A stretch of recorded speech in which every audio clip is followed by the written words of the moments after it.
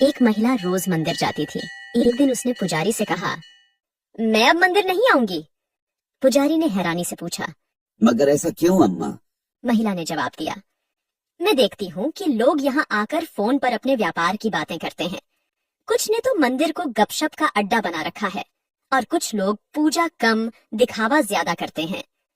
पुजारी ने थोड़ी देर सोचा और फिर कहा, आप सही कह रही हैं, लेकिन एक बार मेरी बात मानकर कुछ करने का प्रयास करेंगी?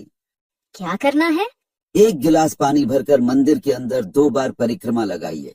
शर्त यह है कि गिलास का पानी गिरना नहीं चाहिए। मैं ऐसा कर सकती हूँ। फिर थोड़ी ही देर में उस महिला ने ऐसा ही कर दिखाया। उसके बाद मंदिर के पुजारी ने महिला से 3 सवाल पूछे। पहला, क्या आपने किसी को फोन पर बात करते देखा? दूसरा, क्या आपने किसी को मंदिर में गपशप करते देखा? तीसरा, क्या आपने किसी को दिखावा करते देखा? नहीं, मैंने तीनों ही चीजें नहीं देखी, पुजारी ने समझाया। जब आप परिक्रमा कर रही थीं, तो आपका पूरा ध्यान गिलास पर था ताकि पानी न गिरे, इसलिए आपको कुछ और नहीं दिखाई दिया। अब जब भी मंदिर आए तो अपना ध्यान सिर्फ भगवान पर लगाएं, फिर आपको और कुछ दिखाई नहीं देगा, सिर्फ भगवान ही सर्वत्र दिखेंगे।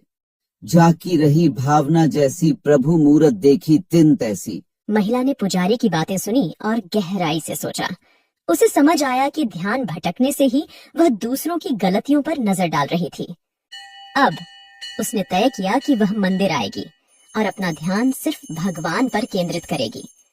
इस कहानी से हमें यह सीख मिलती है कि जब हमारा ध्यान अपने लक्ष्य पर होता है तो हम न केवल अपने मार्ग में आने वाली बाधाओं को नजरअंदाज कर सकते हैं, बल्कि अपनी आस्था और प्रयासों में भी मजबूती पा सकते हैं।